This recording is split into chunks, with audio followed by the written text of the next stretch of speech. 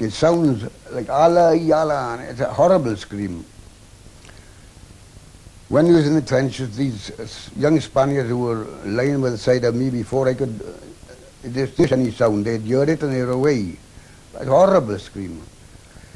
But most people do this when they go over the trenches. You would scream, and it's a horrible sensation when you jump over the trench into what you think is certain death. There were various stories that if the Moors caught any of us, they would castrate us, they would do everything but treat us as human beings. And that seemed to be a reason. Whether it was true or not, I wouldn't know. I wouldn't know.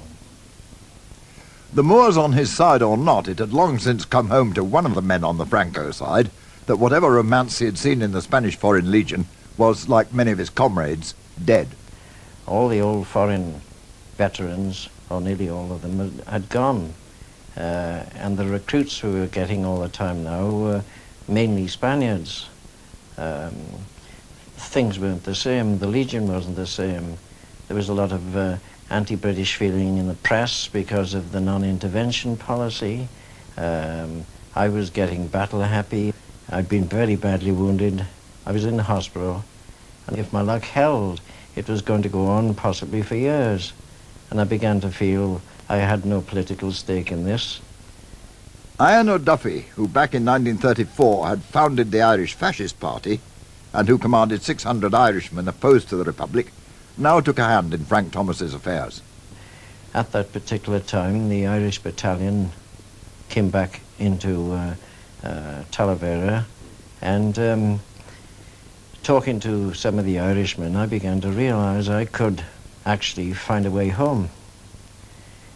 They introduced me to General O'Duffy, who was the commander of the Irish battalion, and with his help and his advice, it was decided I should proceed out of Spain with them under his wing, shall we say, and this is how I got out of Spain, under the seat of a railway carriage with the Irish battalion through General O'Duffy's own help and Major O'Sullivan's. It was in point of fact desertion. I admit it was desertion, but even now, 40 years after, I still think I was thoroughly justified. I'd given 8 months to Spain. I'd fought in various campaigns. I'd been badly wounded.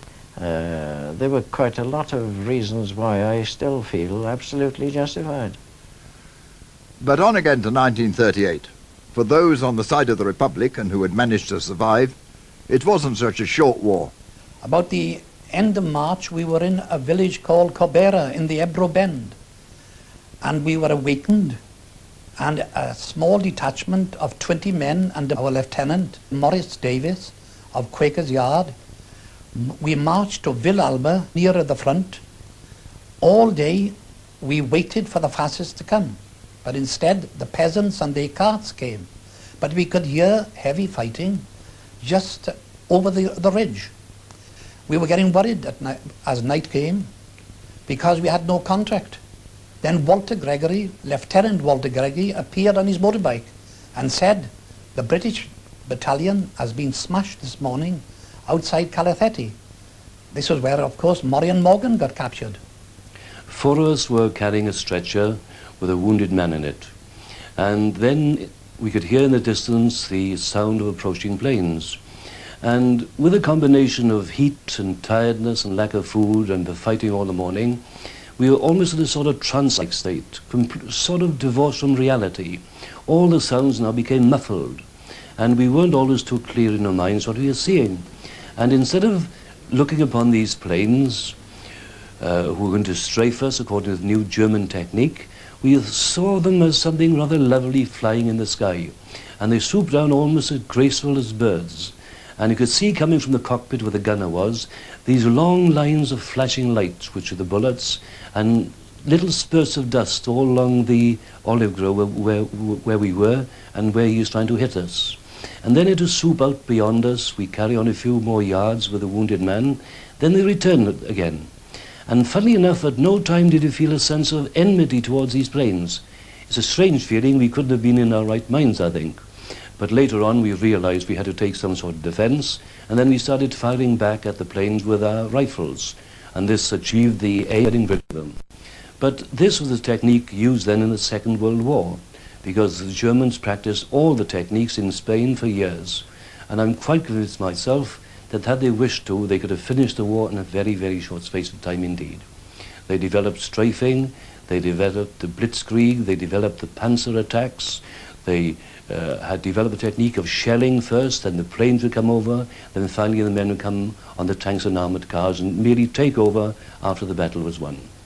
At this time, I was in a Spanish unit belonging to the 15th Army Corps, and it was a special unit with heavy machine guns. We'd managed to get them from somewhere, and they formed this special battalion, and it was at the disposal of the 15th Army Corps.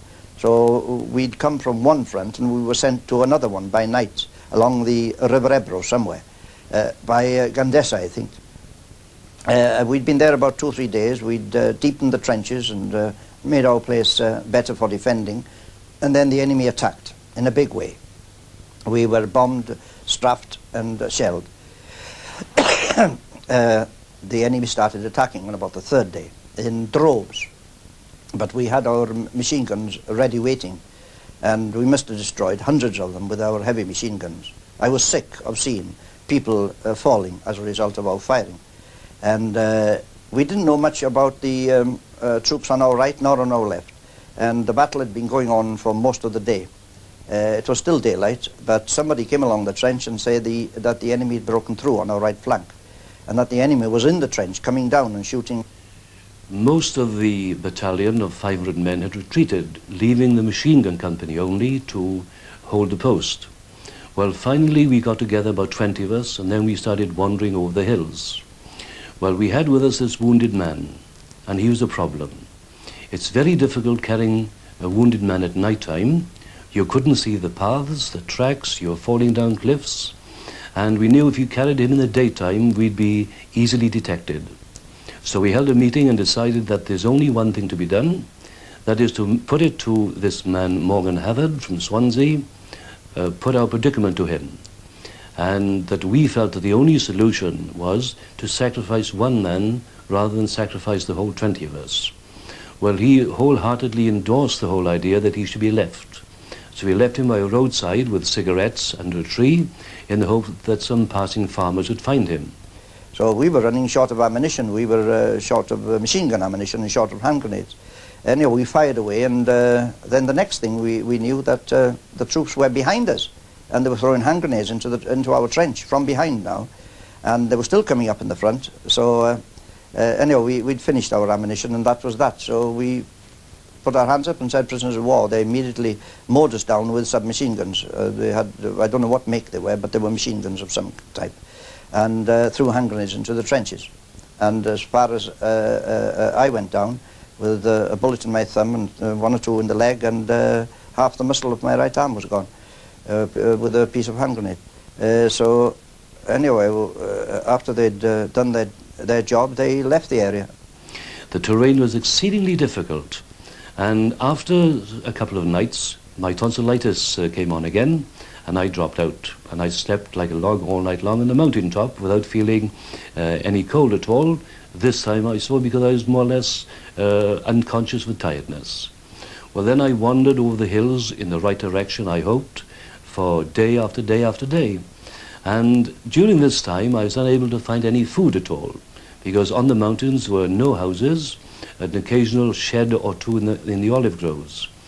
Well, after some time I became very much like the prophets in the Old Testament, went out in the hot deserts, and they fasted for so many nights and days, and then they saw visions and dreamed dreams. And I think very much the same thing must have happened to me. I remember on one occasion walking down the side of a hill, and as I looked down I could see a whitewashed farm surrounded by a paling, and I could hear a dog barking inside the farm. And as I walked down I could hear some shooting coming from behind me, quite without danger, because it was a spent bullet. You get it from the sound, shoot, shoot like that, and I knew it wouldn't harm me. But when I got to the bottom of the hill, the farm had disappeared. So I walked back up again, saw the farm once more, came down and lost it once more. I did this a 3rd time, and then I knew then it was the effect of hunger upon my brain.